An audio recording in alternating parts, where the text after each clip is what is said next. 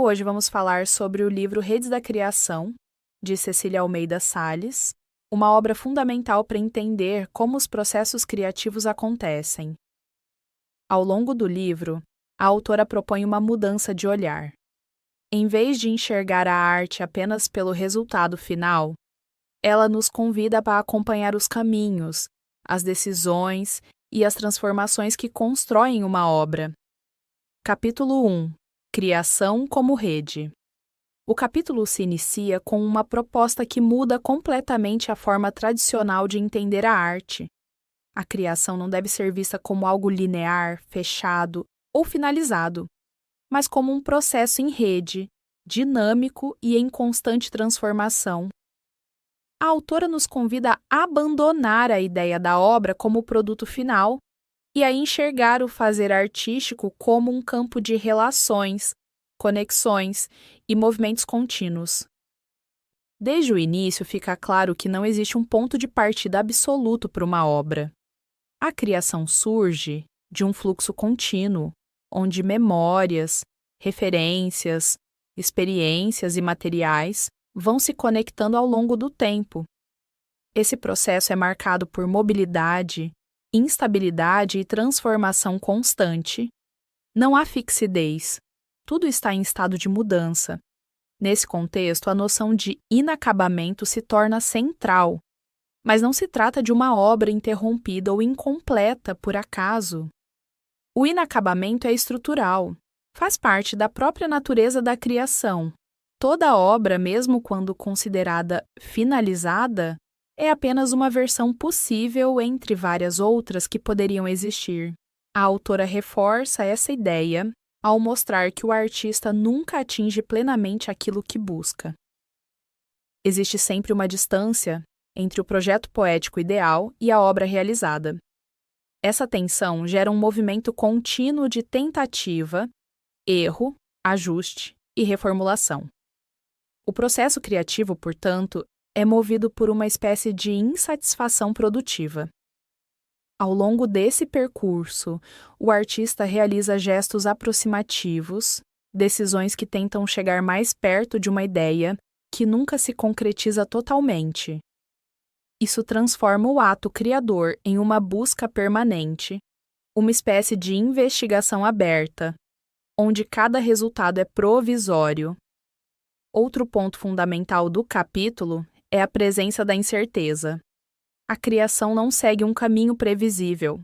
Pelo contrário, ela acontece em um campo onde o acaso tem papel importante.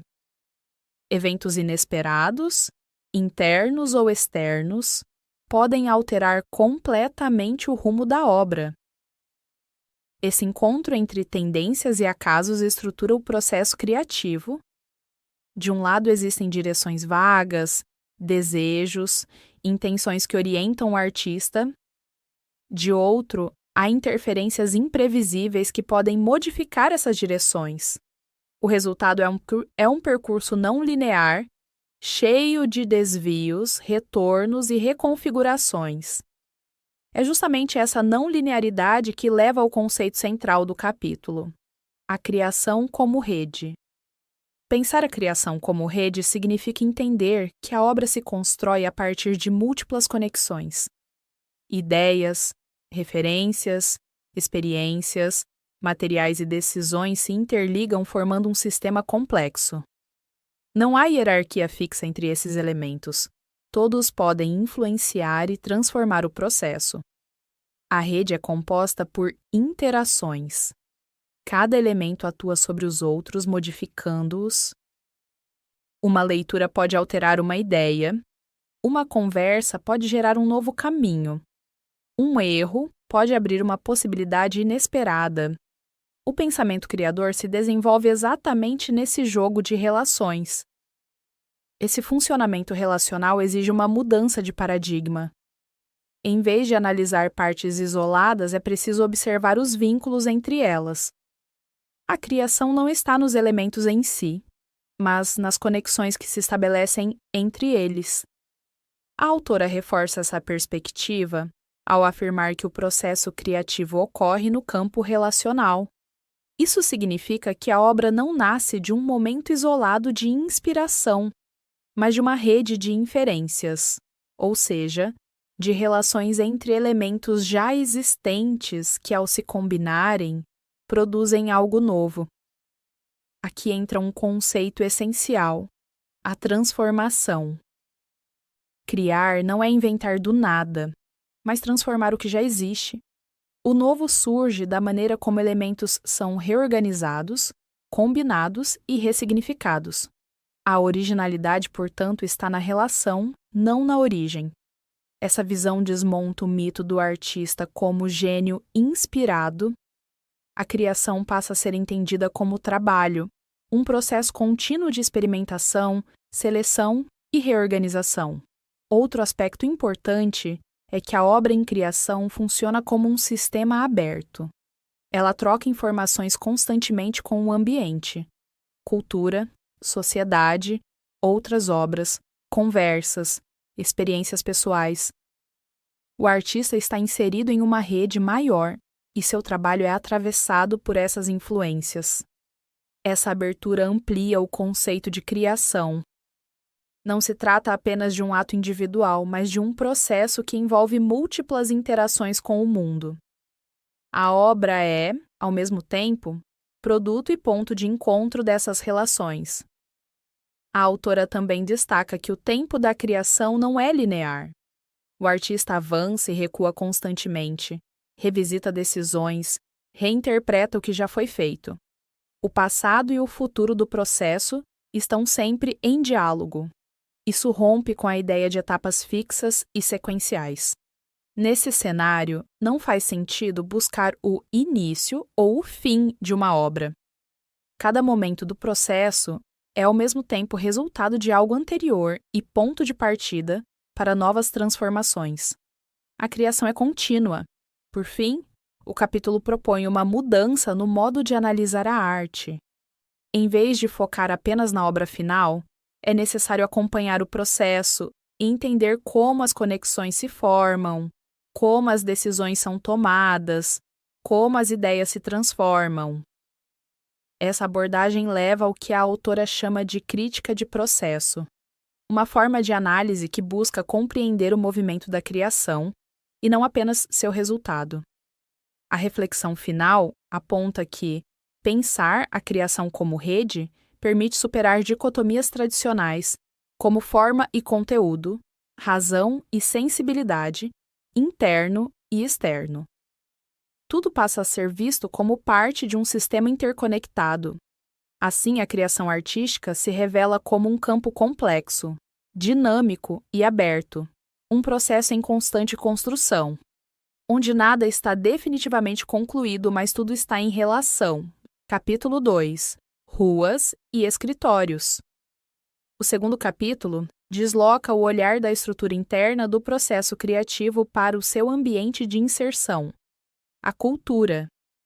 Se no capítulo anterior a criação foi compreendida como uma rede, agora essa rede é ampliada para além do indivíduo, revelando-se como parte de uma teia maior, social e histórica. A pergunta central passa a ser: como o artista cria em meio ao mundo? A autora inicia mostrando que o processo criativo não acontece no isolamento. Pelo contrário, ele se desenvolve em um ambiente de intensa troca simbólica, marcado por conflitos, encontros e circulação de ideias.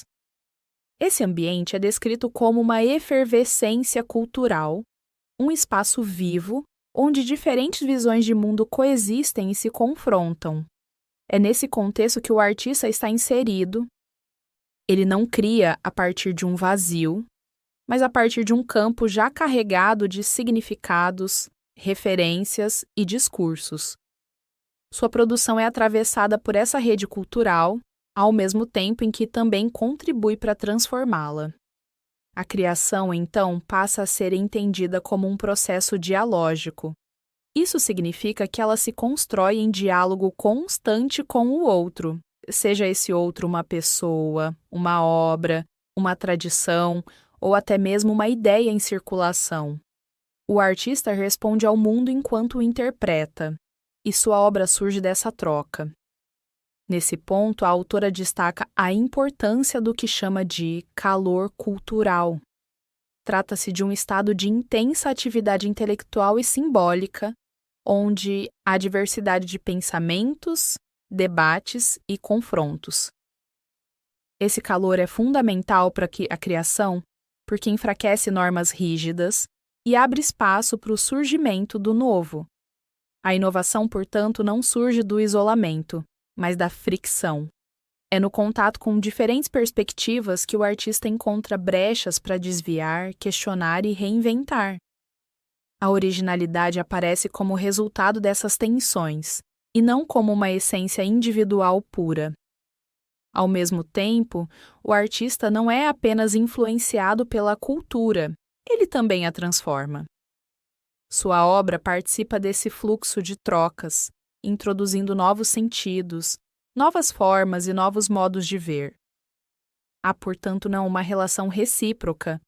O artista é produto da cultura, mas também agente de sua modificação.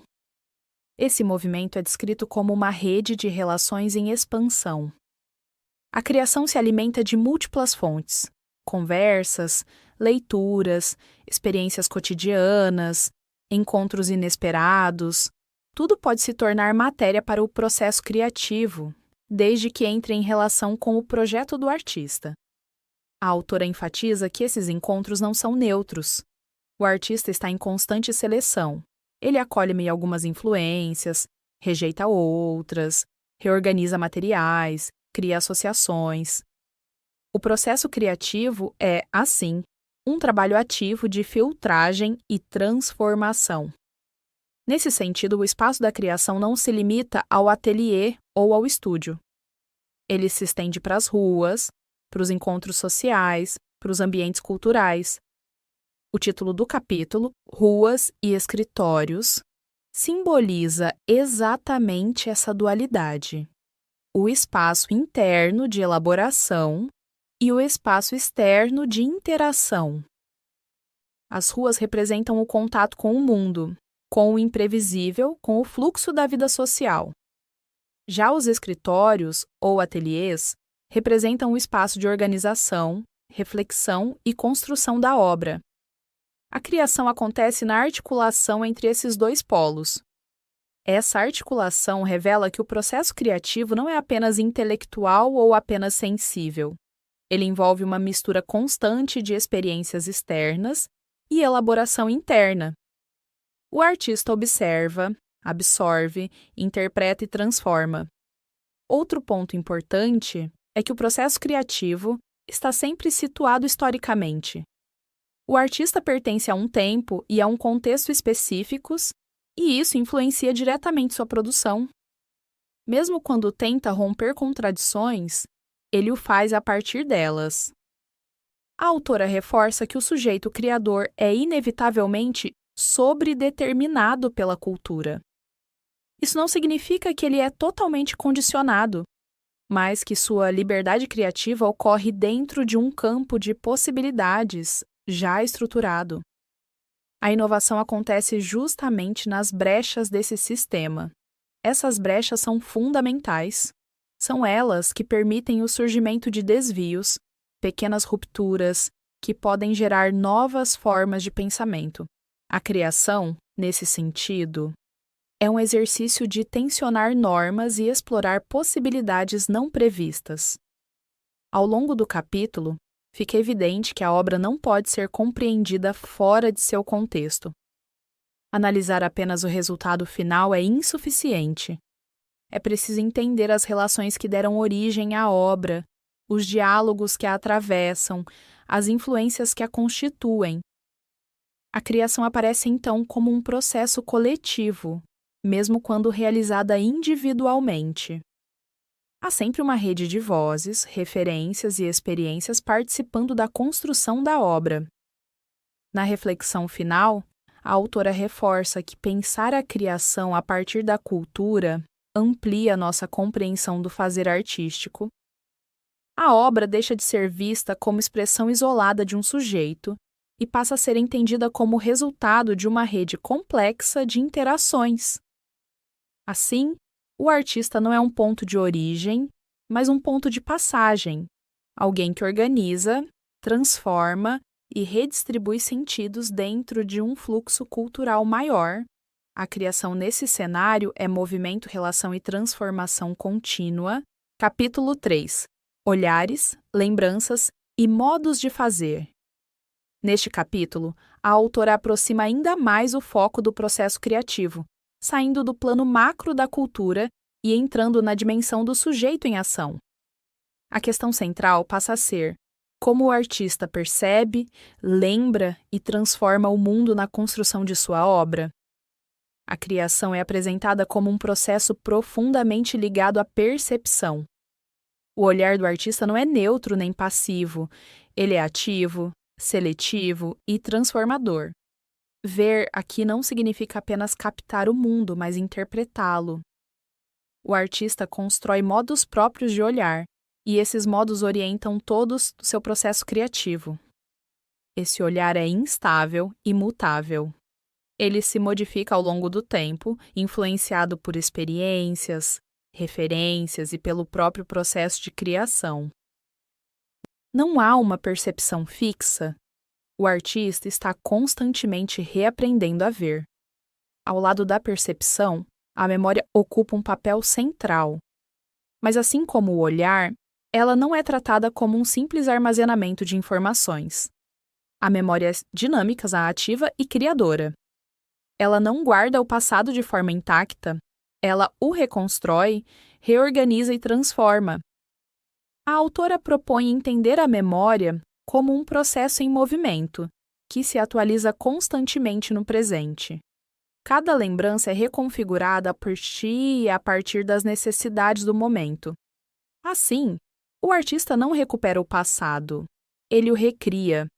Essa concepção rompe com a ideia de memória como arquivo estático. Em vez disso, ela é vista como um sistema vivo, que participa ativamente da criação. Muitas vezes, elementos esquecidos ou aparentemente insignificantes reaparecem no processo, ganhando novos sentidos. O capítulo mostra que percepção e memória estão profundamente interligadas. O modo como o artista vê o mundo influencia o que ele retém, e o que ele retém influencia como ele passa a ver. Há um circuito contínuo entre olhar e lembrar. Esse circuito alimenta o processo criativo. O artista observa o mundo, registra experiências, guarda fragmentos e depois reorganiza tudo isso em novas configurações. A criação surge dessa articulação entre percepção e memória. Outro ponto fundamental é o papel dos modos de fazer. A autora destaca que cada artista desenvolve procedimentos próprios de trabalho, estratégias, técnicas e hábitos que estruturam o processo criativo. Esses modos de fazer não são fixos? Eles se transformam ao longo do tempo, acompanhando as mudanças no olhar e na memória do artista.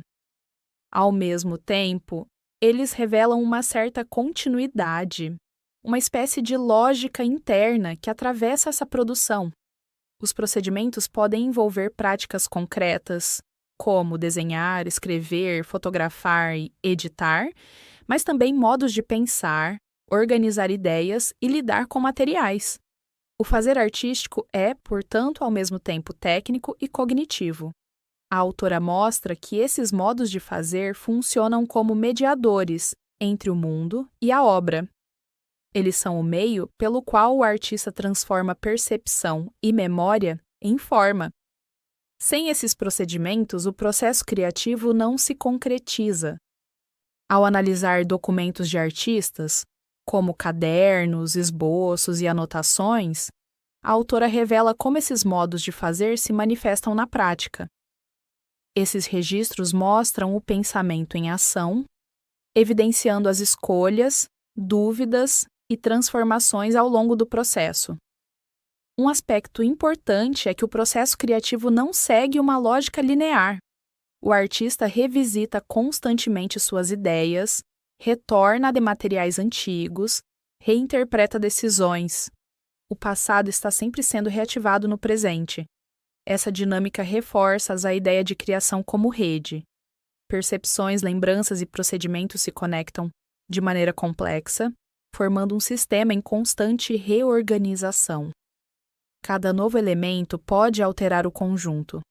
A autora também destaca o papel do corpo nesse processo. O fazer artístico envolve gestos, movimentos, ritmos. A criação não é apenas mental, ela é corporal. O corpo participa da construção do pensamento, influenciando decisões e resultados. Além disso, há uma dimensão sensível que atravessa todo o processo. Emoções, afetos e intuições também orientam o trabalho do artista. A criação não pode ser reduzida a uma lógica racional. Ela envolve múltiplas camadas de experiência. Outro ponto relevante é a relação entre repetição e variação. O artista frequentemente retorna a certos temas, formas ou procedimentos, mas nunca de maneira idêntica. Cada repetição traz uma diferença, uma transformação. Essa repetição transformadora é um dos motores da criação. Ela permite aprofundar questões, explorar possibilidades e desenvolver uma linguagem própria. Ao mesmo tempo, evita a estagnação, mantendo o processo em movimento. Na reflexão final, a autora reforça que compreender a criação exige atenção aos modos como o artista percebe, lembra e faz. Não basta analisar a obra pronta, é preciso acompanhar o processo, observar suas transformações e entender suas lógicas internas. A criação aparece assim como um campo de articulação entre percepção, memória e ação. O artista não apenas representa o mundo, ele o reconstrói a partir de seu olhar, de suas lembranças e de seus modos de fazer. Desse modo, o processo criativo se revela como uma prática complexa e dinâmica, onde ver, lembrar e fazer são inseparáveis. A obra final é apenas um momento visível de um movimento muito mais amplo, que continua antes e depois dela. Capítulo 4. Tramas do pensamento. Diálogos de linguagens. Neste capítulo, a autora aprofunda a análise do processo criativo ao investigar como diferentes linguagens interagem na construção da obra. A questão central deixa de ser apenas como o artista percebe ou lembra, e passa a ser como ele articula linguagens distintas no desenvolvimento de seu pensamento. A criação é apresentada como um espaço de tradução contínua entre sistemas de linguagem. O artista não trabalha isolado em um único código. Ele transita entre palavras, imagens, sons, gestos e materiais, estabelecendo conexões entre essas formas de expressão. Esse trânsito não é acessório, mas constitutivo do processo criativo. A autora propõe entender o ato criador como um movimento tradutório. Traduzir, nesse contexto, não significa apenas passar de uma linguagem para outra de forma literal, mas transformar um conteúdo ao adaptá-lo a um novo sistema de signos. Cada tradução implica alteração, deslocamento e reinvenção. Esse processo de tradução evidencia que não existe uma ideia pura anterior à linguagem. O pensamento se constrói na própria materialidade das linguagens utilizadas. Assim, ao mudar de linguagem, o artista não apenas expressa a mesma ideia de outra forma, ele produz uma nova configuração de sentido. A criação, portanto, acontece nesse jogo de transformações entre linguagens. Um esboço pode virar texto. Um texto pode gerar imagem. Uma imagem pode ser convertida em movimento. Cada passagem abre novas possibilidades e altera o rumo do processo. Esse caráter intersemiótico, ou seja, entre diferentes sistemas de signos, é central para compreender a complexidade da criação. O pensamento do artista se desenvolve justamente na articulação entre essas linguagens e não dentro de uma única delas. A autora mostra que muitos artistas utilizam múltiplos registros ao longo do processo: anotações escritas, desenhos, diagramas, esquemas, fotografias. Esses materiais não são apenas auxiliares, eles são parte ativa da construção da obra. Cada tipo de registro permite um modo específico de pensar. O desenho pode explorar relações espaciais, a escrita pode organizar conceitos, o diagrama pode estruturar conexões. Ao alternar entre esses modos, o artista amplia seu campo de possibilidades. Esse movimento reforça a ideia de que o pensamento é material. Ele se apoia em suportes concretos para se desenvolver. Não existe criação puramente mental. Ela depende de registros, marcas e experimentações. Outro ponto importante é que essas traduções entre linguagens não seguem um caminho linear. O artista pode voltar, refazer, reinterpretar. Um elemento produzido em uma linguagem pode ser retomado em outra, gerando novas relações. Essa dinâmica cria uma rede de significações em constante expansão. Cada tradução estabelece conexões que podem ser reativadas posteriormente, contribuindo para a complexidade do processo. A autora também destaca que esse trânsito entre linguagens está diretamente ligado à invenção. Ao deslocar um conteúdo de um sistema para outro, o artista produz diferenças. E é nessas diferenças que o novo emerge. A inovação, portanto, não está apenas no conteúdo, mas na forma como ele é articulado entre linguagens. A criação se dá na fricção entre códigos, na tensão entre modos distintos de expressão. Além disso, esse processo tradutório evidencia a natureza relacional do pensamento criativo. Nenhuma linguagem funciona isoladamente. Todas se definem em relação às outras. O sentido surge dessas relações. A autora reforça que o artista constrói sua obra ao estabelecer pontes entre diferentes formas de expressão. Essas pontes não são neutras. Elas transformam os elementos envolvidos, gerando novas configurações. Outro aspecto relevante é que essas traduções são orientadas por tendências do processo. O artista não faz qualquer conexão. Ele seleciona e organiza elementos de acordo com seu projeto poético, mesmo que esse projeto seja vago e em constante transformação. Assim, o trânsito entre linguagens não é caótico, mas guiado por uma lógica interna, ainda que não totalmente consciente. Há uma direção, um campo de interesse que orienta as escolhas. Na reflexão final, a autora destaca que compreender a criação exige atenção a essas tramas de linguagem. É nelas que o pensamento se materializa e se transforma. A obra final aparece como resultado de múltiplas traduções acumuladas ao longo do processo. Cada versão, cada registro, cada passagem entre linguagens contribui para sua construção. Dessa forma, o ato criador se revela como um processo intersemiótico complexo, onde pensar é traduzir e traduzir é transformar. A criação não é a expressão de uma ideia prévia, mas a construção de sentido através do diálogo entre linguagens. Capítulo 5. Tramas do pensamento. Interações cognitivas.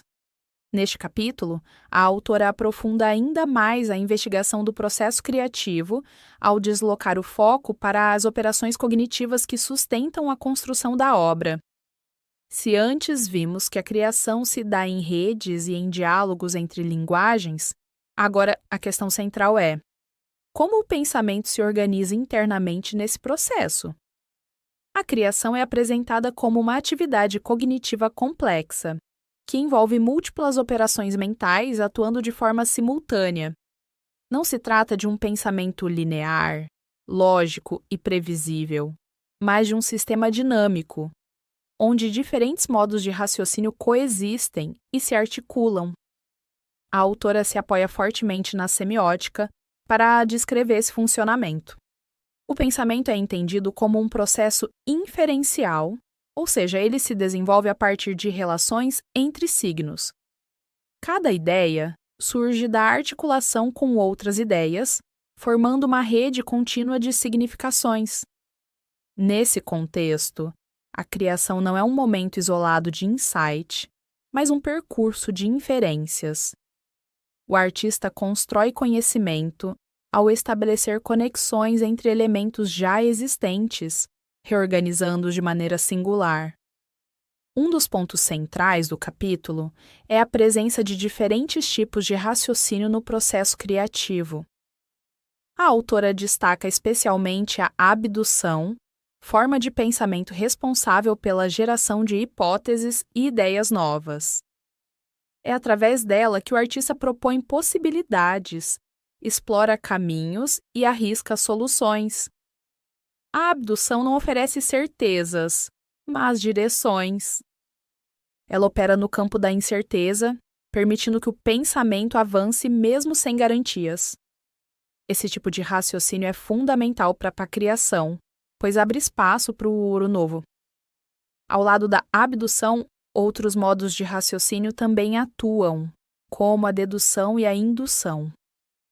No entanto, o que caracteriza o processo criativo é justamente a interação entre essas formas, e não o domínio de uma única lógica. Essa multiplicidade cognitiva reforça a ideia de que o pensamento do artista é heterogêneo. Ele combina intuição, análise, experimentação e avaliação. Não há separação rígida entre razão e sensibilidade. Ambos operam juntos. A autora também destaca o papel da imaginação nesse processo. A imaginação não é vista como fantasia desvinculada da realidade, mas como uma capacidade de reorganizar elementos existentes em novas configurações. Ela atua diretamente na produção de hipóteses e possibilidades. Outro aspecto fundamental é a noção de problema. A criação se desenvolve a partir de questões que o artista enfrenta ao longo do processo. Esses problemas não são obstáculos externos, mas motores do pensamento. São eles que provocam a necessidade de novas soluções. Cada decisão tomada gera novas questões, criando um ciclo contínuo de problematização e resolução. O processo criativo, assim, se configura como uma investigação em andamento, onde o artista testa, avalia e reformula suas escolhas. A autora enfatiza que esse processo não é totalmente consciente. Muitas operações cognitivas acontecem de forma implícita, sem que o artista consiga explicá-las completamente. Ainda assim, elas podem ser observadas nos registros do processo, como rascunhos, anotações e esboços. Esses documentos revelam o pensamento em movimento, permitindo identificar padrões, recorrências e estratégias cognitivas. Eles mostram como o artista constrói suas ideias ao longo do tempo. Outro ponto importante é a interação entre diferentes níveis do pensamento. Há momentos de maior abstração, onde o artista lida com conceitos e estruturas, e momentos mais concretos, onde ele trabalha diretamente com materiais e formas. Esses níveis não são separados, eles se influenciam mutuamente. Uma decisão material pode gerar uma reflexão conceitual e vice-versa. O processo criativo acontece justamente nessa circulação entre níveis. A autora também discute a importância dos critérios no processo de criação. O artista não apenas produz ideias, ele as avalia. Há um conjunto de parâmetros muitas vezes implícitos que orientam suas escolhas. Esses critérios se desenvolvem ao longo do processo e estão ligados ao projeto poético do artista. Eles funcionam como linhas de força, ajudando a direcionar o trabalho em meio à incerteza. Ao mesmo tempo, esses critérios não são fixos. Eles podem se modificar conforme o processo avança, acompanhando as transformações do pensamento. Isso reforça o caráter dinâmico da criação. Na reflexão final, a autora mostra que compreender o processo criativo exige atenção a essas interações cognitivas. A criação não é apenas um fazer externo, mas um modo de pensar em ação. O artista aparece como um sujeito que investiga, experimenta e constrói conhecimento através de sua prática. A obra, nesse sentido, é resultado de um processo cognitivo complexo, onde diferentes formas de raciocínio se articulam. Assim, a criação se revela como uma atividade que envolve inferência, imaginação, problematização e avaliação. Pensar e fazer deixam de ser dimensões separadas e passam a ser aspectos inseparáveis de um mesmo movimento. O processo criativo, portanto, é um campo onde o pensamento se transforma continuamente, produzindo novas possibilidades e reorganizando o que já existe. Capítulo 6. Desdobramentos e a crítica de processo. No capítulo final, a autora reúne e expande todas as discussões anteriores para propor uma mudança profunda na forma de pensar a arte, não mais centrada apenas na obra final, mas no processo que a constitui. A questão central passa a ser: o que muda quando analisamos a criação a partir de seu movimento e não de seu resultado? A primeira consequência dessa perspectiva é a revisão do conceito de obra.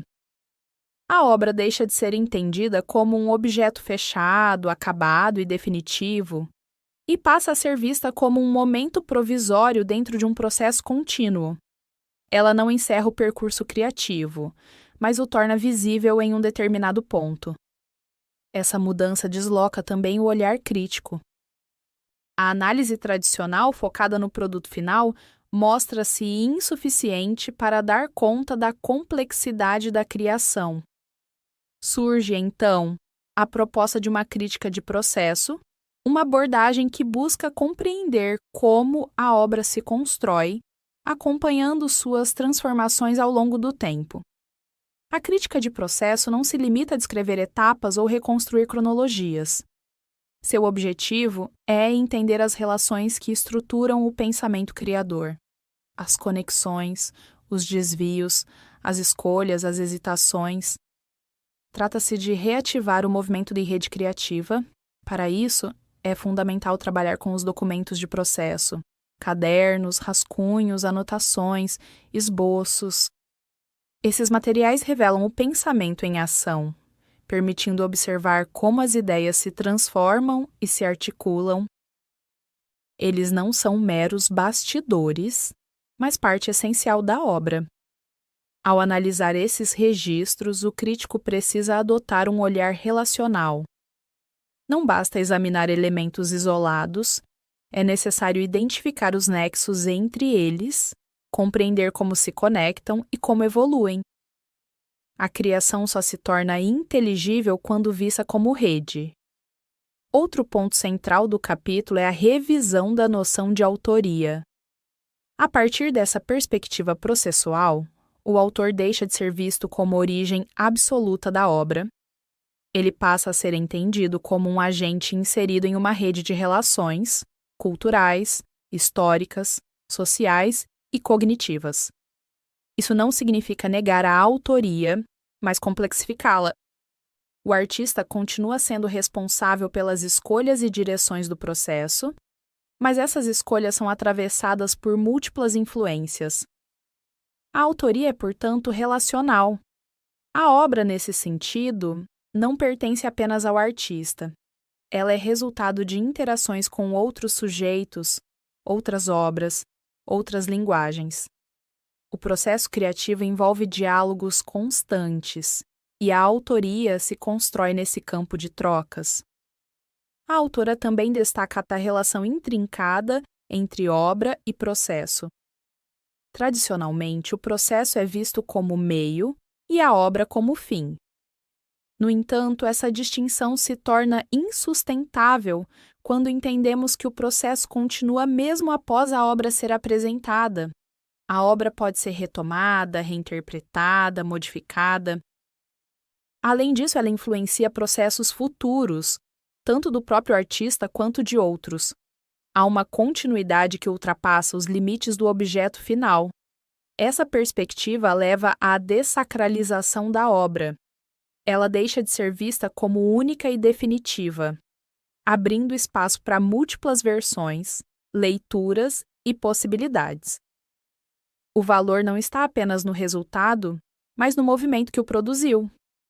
Outro desdobramento importante é a necessidade de novas metodologias críticas.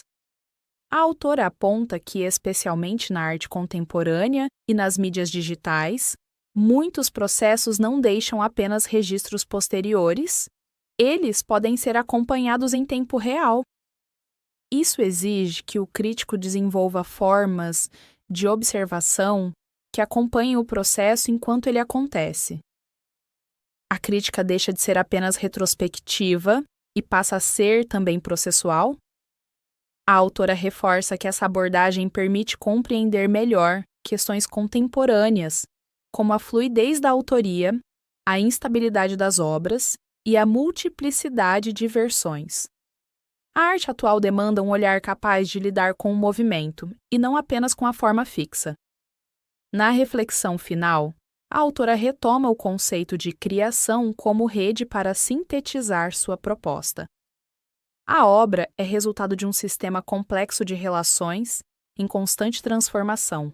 Não há início absoluto, nem fim definitivo, apenas fluxos, conexões e reconfigurações. A crítica de processo surge, então, como uma ferramenta capaz de acompanhar esse movimento. Ela busca compreender o fazer artístico em sua dimensão viva, dinâmica e relacional. Assim, o livro se encerra propondo uma mudança de paradigma da obra como objeto para uma criação como processo, da análise do produto para a investigação do movimento, da ideia de conclusão para uma noção de continuidade. A arte, sob esse olhar, deixa de ser algo que simplesmente é e passa a ser algo que está sempre se tornando.